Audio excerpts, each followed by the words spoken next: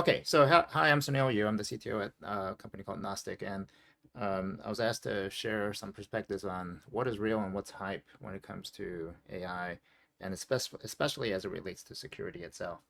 Um, so just some background for those who don't know me. I used to be the chief Sunil, sorry, can you scientist at. turn up your input? It's hard to hear you. Oh, sure. Hang on a second. Let me do that. Are you just volume? Okay, how's it now? Much better or too loud? Or not good? You're good. Still No, not it's good? good. Better? I'll come closer maybe. Okay. Better? Yes? Good? Yep, it's good. Okay, good. All right, thanks. Okay, for those who don't know me, I used to be the chief scientist at Bank of America, focused on security issues, and one of the things that I spent a lot of time on was trying to understand of all the different products and capabilities that are out there, which of those are real, which of those are fake, which of them are just vaporware, what actually helps us do what we need to do in security. And so I've been thinking about this for a while, and I wanted to share some perspectives with respect to just how to think about the problem, and then I'll go into some specifics to give you perspectives of where we are, where I think we are with some of these things. As Ron mentioned, though, this is a moving target, so what I say today will definitely be different tomorrow in terms of that which is hype versus reality. The other perspective is that I want to offer is everything I'm saying is my opinion. I'm going to potentially make fun of some folks and companies. So, and I could absolutely be wrong, and I admit to that right now. So, okay, with that. Now, when it comes to hype or hype curves, I'm pretty sure most people are very well aware of Gartner's hype cycle. And there's a whole bunch of technologies that you see here that's listed. And my perspective here isn't to necessarily go over each one of these technologies and tell you what's hype or not. I mean, you can see it for yourself and see what they consider to be more hype and what is more real. But looking at the chart, you can see that there's really nothing past the trough of disillusionment. I think things are just starting to get into that space. But here's the question that I had when I looked at this curve. What is it besides time that actually moves us to the right here? Okay, you see time on the bottom, but is there something else? It's not just time. There's something else that actually causes us to move from left to right. And so I was trying to figure out what is it that actually drives us further to the right here when it comes to these types of capabilities. What actually turns things from hype into reality over time?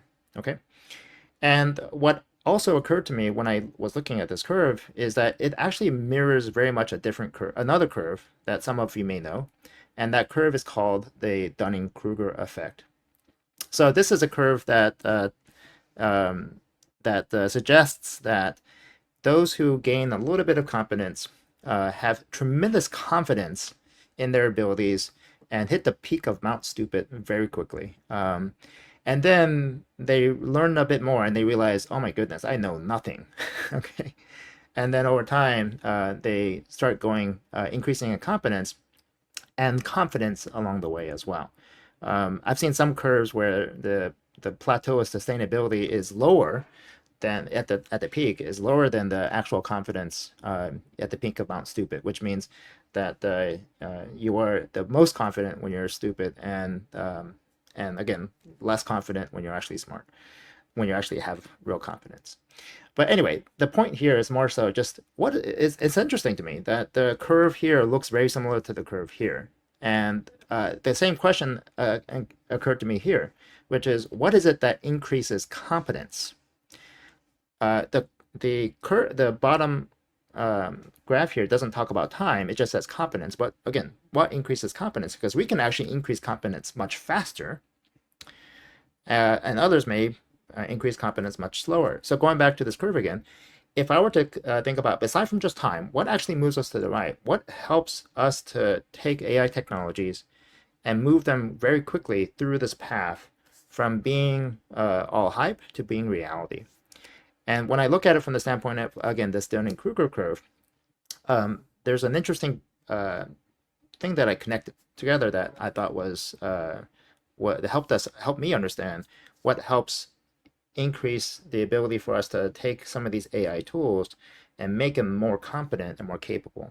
Okay, so that's the premise here, and let me now share some perspectives. Okay, so what is the nature of skill and expertise? Again, what increases competence? And I think there are two things that really help us increase our skill and expertise. First is tools. Well, actually, they're both. I'm going to show you tools, but one is a set of tools for doing, and then the other is a set of tools for thinking. Tools for doing and tools for thinking. The combination of those is what actually is embodied in our ability to demonstrate skill and expertise. We have when you're an expert, you're able to build these very elaborate mental models of how the tools for doing interact with the world. A carpenter, for example, a carpenter doesn't just know that like a plane shaves wood. The carpenter also understands constructs like grain direction, or like the angle of your blade, or the thickness of the chip, or just how any of these subtle adjustments might affect the overall outcome. And if a particular tool for doing doesn't work as planned, or a tool for thinking doesn't apply appropriately, then you may want to choose a different tool, modifying either your tools for thinking, the procedures, or your mental model of the world, or changing the tools out to make sure that you have the right tool for the job. And so the ability to change these things out, to rethinking these things, is really a hallmark of true expertise. And the perspective here is, if we're trying to put AI capabilities to better use to move away from hype into reality, then I think this is actually a pretty fundamental key that unlocks that. Arming AI systems both with tools for doing and tools for thinking. Okay. So to give you a perspective, just to balance out what I just said, there's these quotes. I'm going to show you two quotes. One from Daniel Kahneman, and he talks about theory-induced blindness. Once you've accepted a theory and use it as a tool for thinking, it's extraordinarily difficult to notice its flaws. To put it a different way, if you have a mental model of the world and you use it as a way of thinking about the world, if you only use that particular mental model, then it's extraordinarily difficult to notice the flaws of that mental model. You need to really have multiple mental models in your mind, or to get them from the perspectives of other people to be able to see those flaws. Okay, this is why diversity of thinking is actually a really useful thing for many people, because these people come in with different views of the world, and these different views help us see the world in ways that we wouldn't see otherwise. But it also allows us to see the errors of our thinking as well, which is the same problem that we have with a lot of AI systems. A lot of AI systems produce erroneous results. How do you know they're erroneous? Well, when you have a mental model of the world, you can see whether or not it fits that construct or not. And then there's another quote from George Box, and he says, all models are wrong, but some are useful. And again, the tools that you're using, they're wrong for certain things, but they're very useful for other things. And the goal here is to figure out which one is which. And as I mentioned, the expertise comes in knowing which models to use. Okay, which tools to use, which tools for doing to use, and which tools for thinking to use. Okay, all right, so that's all the lead up to what I'm going to now share next, which is how to now apply this to security, and what are the specifics of where we're seeing this, where AI tools are useful, not just hype, and where they are kind of still hype. Okay, all right, so to give you a way to think about this, I'm going to actually work with another thinking model as well, just to frame the conversation here as well. So there's, I think, 4 ways to look at hype surrounding Gen AI and security. And so it's a really simple model, but I'm going to start with Gen AI for security. You flip that around, you have security for Gen AI. Then you have Gen AI against security, and naturally again, security against Gen AI. And so you have these 4 different states, and these 4 different states correspond to an alliteration that I've learned, which is tools, targets, and threats. And actually, I didn't have a 4th one, alliteration, so I'm not going to talk about this one. I'm not sure exactly what this one is, security against Gen AI. Someone will suggest that maybe it's Gen AI against Gen AI, so AI versus AI sort of perspective. If someone comes up with a nice alliteration that starts with T, let me know. Okay, all right. So I'm going to talk about these three ways, but you can see how there's four potential ways. But I'm going to talk about those first three here, just because that's I think where the primary concerns are. So let's talk about Gen AI as a tool to help us do security. And what we're really looking for, I think what a lot of us are looking for, is some sort of very measurable, quantifiable thing that says Gen AI has helped us do this in this percentage way, and so on and so forth.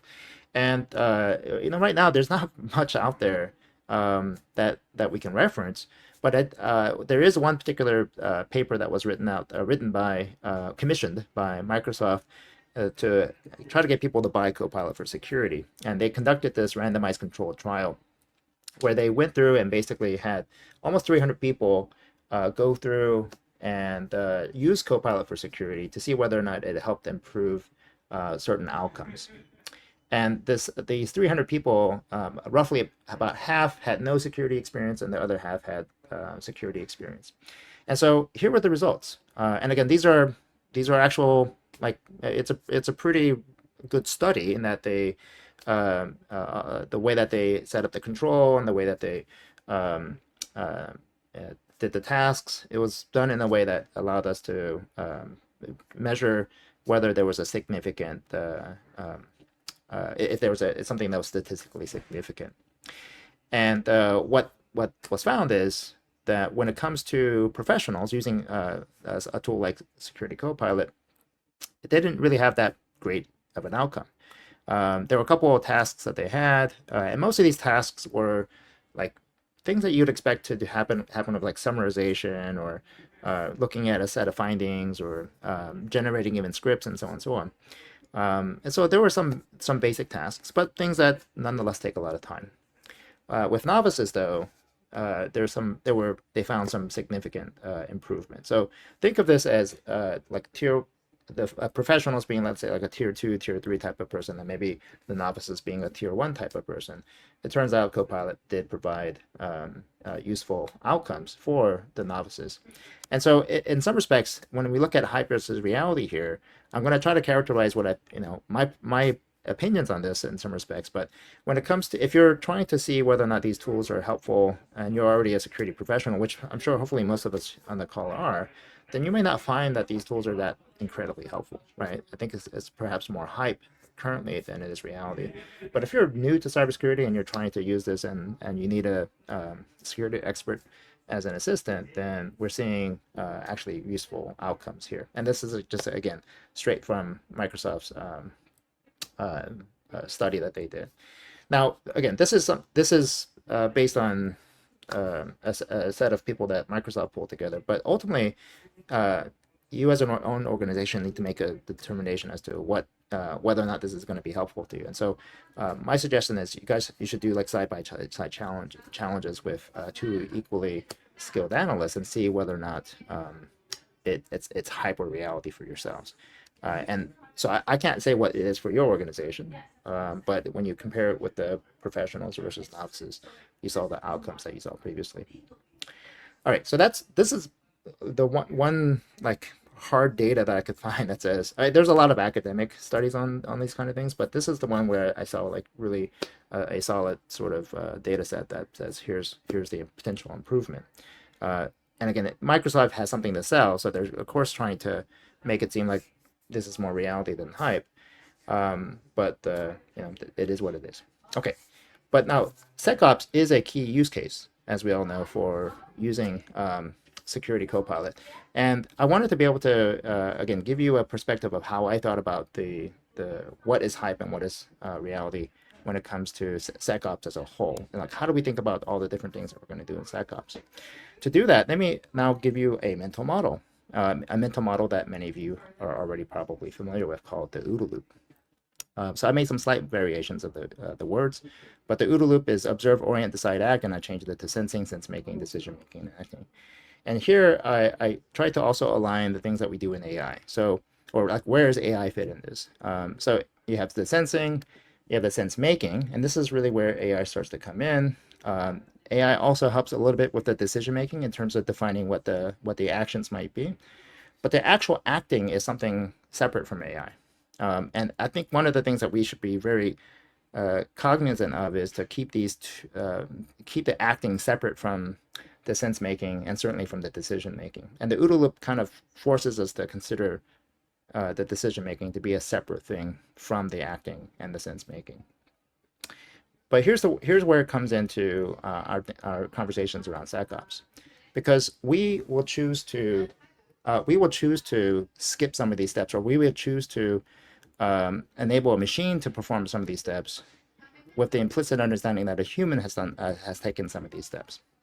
So I'll give you an example with, let's say, automated patching. Automated patching is a situation where we go straight from sensing to acting.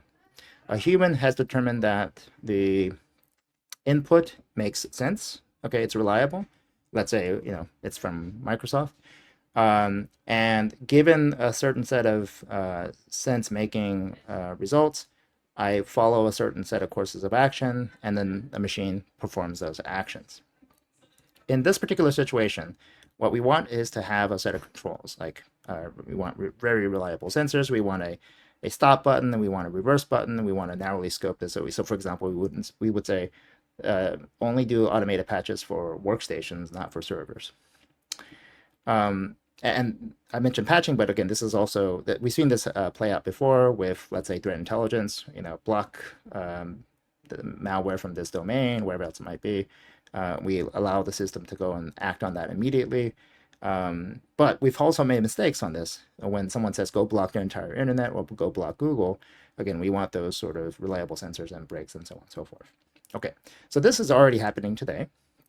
The next stage is when we allow the machine to also make sense of the sensing, okay? And this is where I think LLMs and tools and what we're doing today with SOAR really come in as well. Okay, so SOAR is effectively, what we do with SOAR is effectively in this category today. We have the machine doing the sensing, the sense making. There is an implicit there's a set of playbooks that we have created, that the human has created, and then it follows that decision making tree of sorts, and then the system acts on that. In this situation, we want to apply an additional set of controls, but we also want to include the controls from the first category as well. Okay, and so some of the additional controls might be just making sure that you understand the processes, and that like when you think about the decisions you're going to make, that and what sense making is going to happen, that you've validated various assumptions. One of the things that we also recognize with large language models is that the sense making isn't always entirely explainable, and it's not necessarily always consistent. Okay, so what we need to do is to ensure that we, because of those potential flaws, we need to just have a robust amount of testing on this to make sure that it performs as expected. And if it doesn't, that again, you still have a stop button here as well. The last stage is when we allow the system to also do decision making. Okay, so again, here the human is no longer making the decision. The AI system is also making the decision as well, going straight through from sensing to acting. And what could possibly go wrong, right? So the scenario here, I suggest here, imagine 100 interns. Again, what can possibly go wrong? And you're giving them authority to do a lot of things that where they don't have to come back to you and ask you, hey, can I do this? Asking for permission and such. So what you need to do is to have a whole bunch of additional controls here as well, having various thresholds like volumetric or speed or even costs, right? That you don't want them to spend more than X amount of money, various other sort of things. You also want to make sure that there's clear lines of authority and so on and so forth. Okay, so anyway, this is what I'm sharing with you here is a way of thinking about the progression of technologies that we're seeing, where today we're starting to see a lot of discussion about agentic AI and potentially its use in security. And this is where I get a little concerned because it's a very you only live once sort of mindset for those who are going to allow a machine to go through and do all four of these actions for security functions. when it comes to, again, the hype versus reality, I think that, I mean, SOAR is a pretty well-established capability. I think there's still a lot of people who are disappointed in what SOAR can do for us. But for the most part, it's a well-established capability. It's not quite delivering all the things that we've always wanted with SOAR, with security automation and orchestration. But nonetheless, it's definitely in the reality space. Whereas security or agentic AI security, I think is definitely in the hype space for if for only reason being that we are so gun shy and allowing some of these systems to go automatically on their own. I don't see many of us really adopting this last stage, just because again, there are so many things that can go wrong. And frankly, I'm not sure if the business would want us to do that because we've already had pretty bad failures when a security product fails and causes a worldwide outage, right? Do we want to allow a machine to potentially cause similar outages without having a human in the loop as well? So anyway, it's just a framework of thinking and to consider how we, what's potentially hype and what's potentially reality here. All right. So that's on the security operations side. The other use case around as a tool is when it comes to like security engineering. So you have the SecOps side, you have the security engineering side. And one of the areas where we really are hopeful in security engineering would be things like threat modeling, but also just being able to write better code. Okay. And what's really interesting is we're seeing, of course, a lot of AI coding assistants. And a lot of these AI coding assistants are actually generating just crappy code, right? And not really even meeting the requirements of whatever someone is trying to do. But what I found interesting was there's this guy, shoot, I forget his first name. But anyway, you can see his website here. But he released some really fascinating information about how do you get an AI system to write code properly. And his takeaway at the end was basically create and have the AI system actually help update rules. Okay, create a set of rules and have it update a whole bunch of rules. So when Cursor gets it right after an intervention, meaning it broke some rule or broke something that you didn't want it to do, have it go update a rule once you teach it. Okay, hey, this is not how you're supposed to do it. Okay, you bake it in as a rule. To give you a translation, think of it like building codes on you're building a house and something falls apart or something fails inspection. You then, or so not fails inspection, but rather you didn't think of inspecting it. So you say, okay, we need to now inspect that as a part of a building code, check after you build something. Think of that building code also as a mental model, as a structure or framework. And what you want Cursor to do, or you want the AI system to do, is to say, let me go and update those building codes whenever something breaks. So, and when I mean break here, it's a functionality break. But I think the real opportunity for us is to say, what about from a security standpoint as well? Okay, so anyway, just to give you the hype and the reality side, when we're talking about writing secure code or even just writing good code at all, we see a lot of hype when it comes to vibe coding. But when you start putting these rules on top of it, both mental models as well as tools for building, tools for doing and tools for thinking on top of the AI system, it starts to actually become very good. And it starts to approach being more reality than just hype. And I think this gives us a really interesting opportunity. What if you not just put in structural building codes to make sure that you have a good structure, good building that doesn't fall apart, but what if you can also put in security-centric rules as well? And I think this is, I haven't seen folks do this at this point, but if anyone wants an interesting startup, this probably is an interesting one to consider, just to have a set of rules that we can constantly refer to and reuse and so on and so forth. We oftentimes, if you think about what a lot of security engineering and architects do, they give developers a whole bunch of rules to follow, but no one can ever remember them, right? It can't keep them all in your mind at any one time. But what if you can have an AI system that is supposed to follow these rules, and when it breaks those rules, because you've established the framework to know when that happens as well. Okay, so anyway, so I think when it comes to writing secure code, or writing just better code, having the structures help us write better code. When it comes to writing more secure code, I think I'm not sure yet, but I think the possibility is very much there. On the flip side of looking at secure code is, of course, looking for vulnerable code. And there was a research paper that came out, when was this? April, almost exactly a year ago. Wow, things change fast. So Meta released this paper.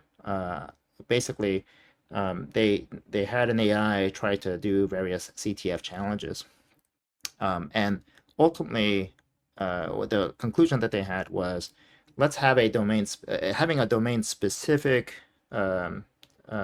pre-trained model did better than a generic one. So in other words, a model that was trained on coding did better than a model that was just trained on general things. And so the general conclusion that they had with this was, even with that though, it was still it was still very it was still had problems in being able to go through the various CTFs, and didn't perform that terribly well. What was interesting after that, though, was then Google shortly afterwards said, hey, if you give the LLM tools for doing, okay, you get better results. And then Dave Lytle came in later and said, if you give it more specialized tools, they beat the more generalized tools. What we're seeing is this, again, my perspective of what gives you expertise, what allows us to move from the hype cycle into the plateau of productivity. The acceleration happens when you start giving it these tools and these frameworks, and we're starting to see that happen again. There's this sort of pattern repeats itself over and over again, of the better tools that we give the systems, the better it does. But right now, I think when it comes to vulnerability research, it is still kind of in the between hype and reality. This is something that we all should be having a close eye on, because this is when a machine can discover vulnerabilities much more efficiently than humans, you can imagine there's going to be a lot more vulnerability discovery. It also may change how we think about, for example, open source code. One of the in the Cathedral and the Bazaar, I forget the author's name. He talks about sufficient eyeballs make all bugs shallow. What if you have AI eyeballs? We look at open source because there's more eyeballs, but if we have AI eyeballs, is open source code more secure, or might it be actually, would it open you to more security issues because it is actually open to other people to see it, right? Anyway, it's an interesting consideration. The premise of the more eyeballs you have, the more shallow your bugs is true, but we came in with an assumption that the eyeballs have to be human, and if we have more machine eyeballs, it may change how we think about open source. All right, so let's move on. So one of the things that and when it comes to vulnerability research, it could be seen as both a tool but also a threat as well. And on the threat side, there's this interesting a whole bunch of research that's coming out from this company called Pattern Labs. I don't actually have the research. They haven't actually published the research that you can download, but they have a couple of videos, and they just presented something at Blue Hat Israel that will get published by then. They'll be released probably in the next day or two. But it's they've talked about actually measuring this in a very systematic way. And so if you want to see the particulars of how they're measuring offensive cyber capabilities across these 5 dimensions, I think it's actually pretty interesting, because they're systematically trying to see how capable are some of these foundation models in being able to perform these functions. They've actually they provide the service to Anthropic, so they're using they're measuring actual foundation model capabilities before they get released, to make sure that if there is a capability, if at some point one of the foundation models is able to do something across all these dimensions pretty effectively, then it really warrants additional concern, because you don't want that type of capability just to be released in the wild for anyone to use. It's going to happen eventually, but let's try to control that release. Okay. So that's their perspective. Now, what I show you in green here is my own conjecture of where I think we are when it comes to offensive cyber capabilities. I've seen a lot of AI-assisted red teaming, pen testing type of tools. I think it's still, in my view, I think it's still more on the hype side than on the reality side. But again, this is just a point in time, and I'm sure this will improve over the next year or two as well.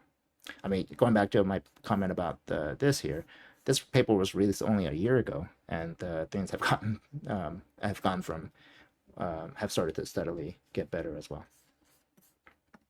All right, and then last is security for Gen AI. Okay, so we're seeing a bunch of companies say, "Hey, here are some technologies to help us secure Gen AI." And to think about this one, I'm going to offer yet another mental model. This mental model is called the Knostic model, and the Knostic model describes this pattern of movement between from chaotic to complex to complicated to clear.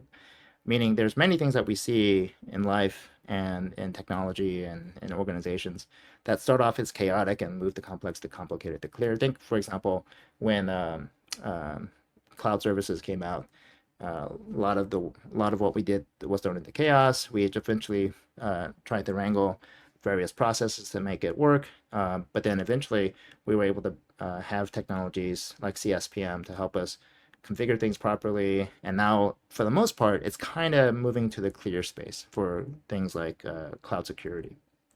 When it comes to AI, consider where you are today. Consider where you think your organization is and where we as a society are. And I think most of us would put ourselves right here when it comes to AI.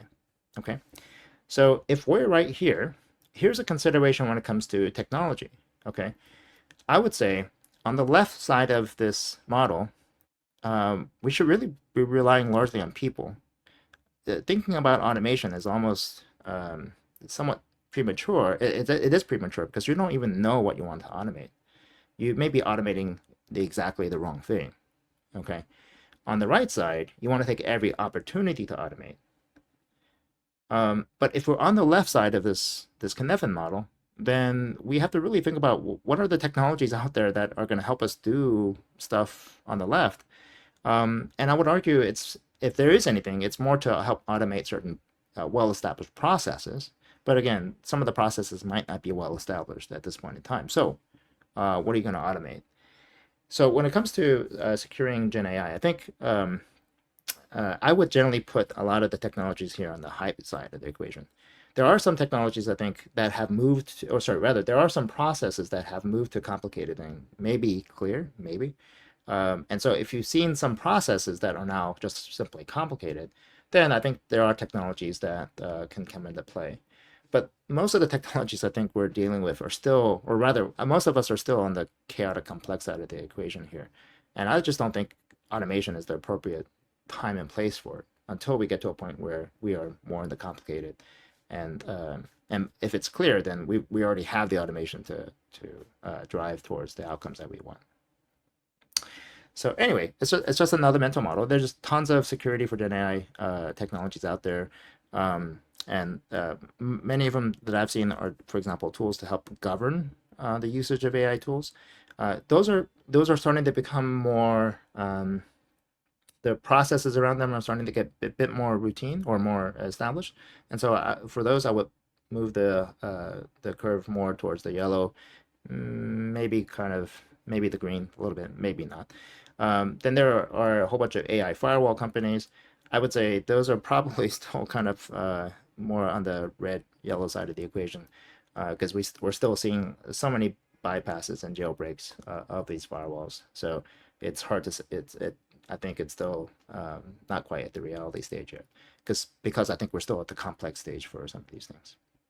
So anyway, that's my perspectives on what's hype and what's reality. And hopefully, again, these mental models that I shared is it's sort of like a meta narrative is when I mentioned like what helps us move from hype to the plateau of productivity.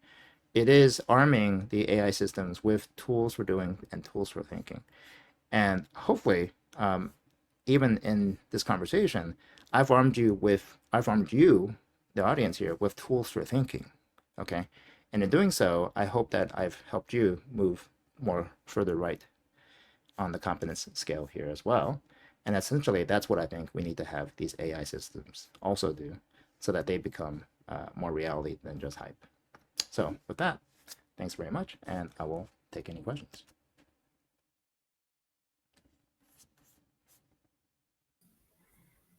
You're muted, Bryson. I keep doing that. I'll be joining Sounil at the Cyber Defense Matrix, so we'll be teaching and doing some hands-on on how to do that. Whoops.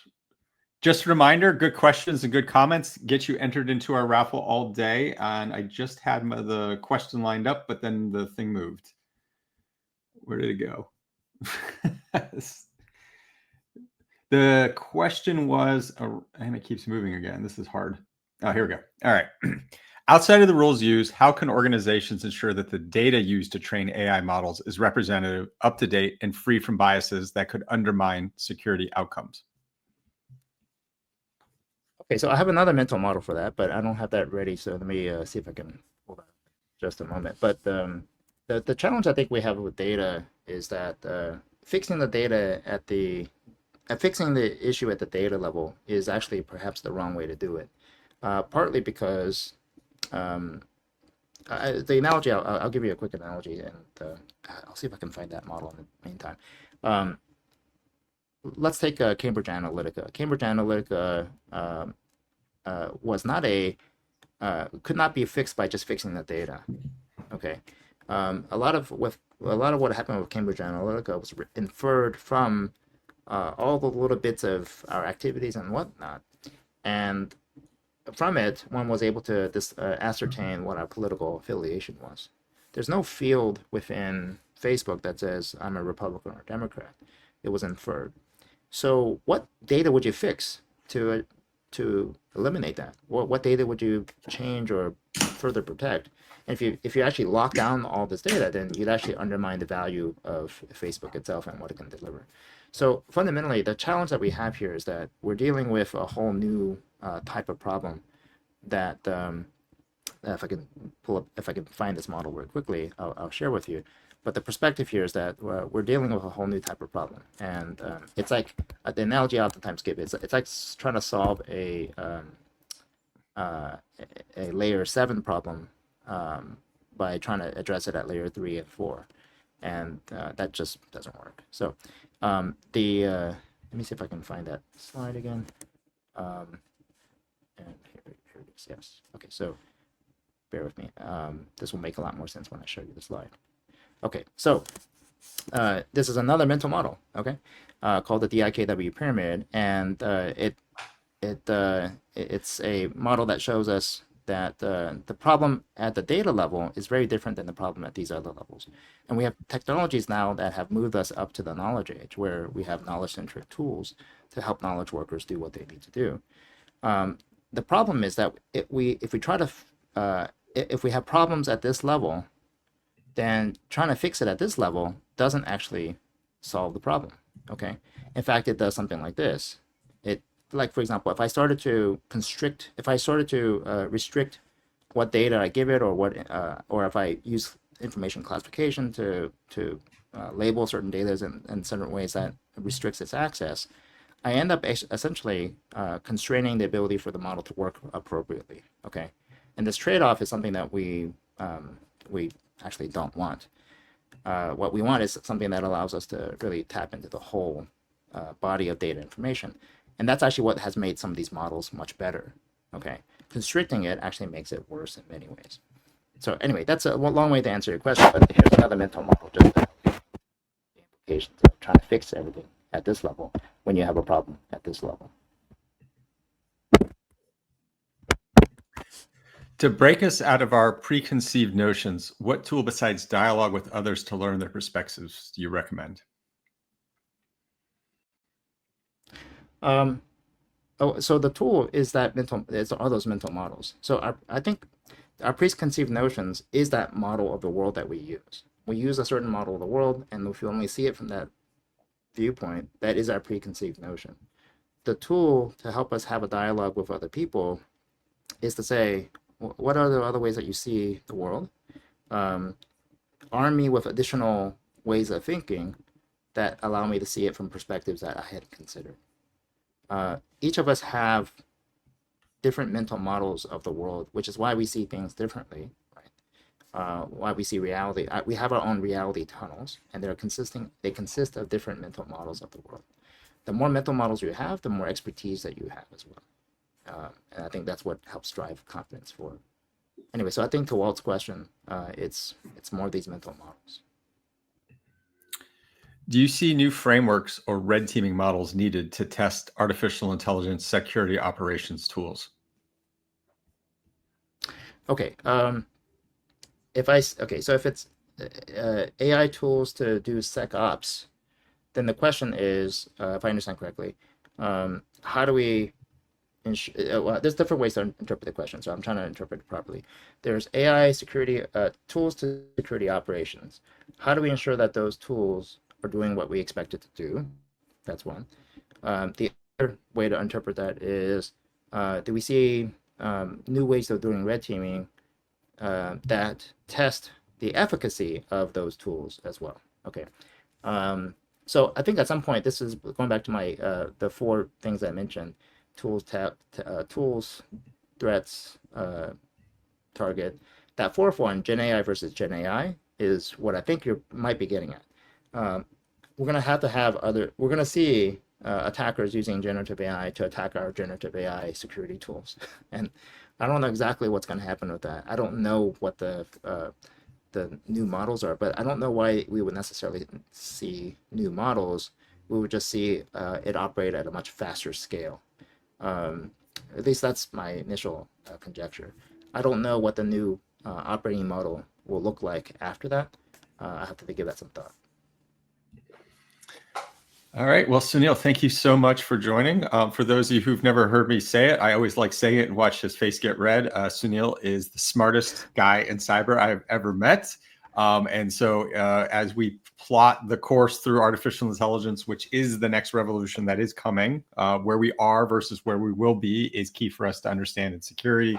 I don't think there's anyone better than Sounil to help it break down the mental models into easy ways that can help us communicate and understand what to do. Thank you, Bryson. I always say that you should go meet more people because there are definitely people who are smarter than me. It was very interesting. Thank you, Sounil, for joining.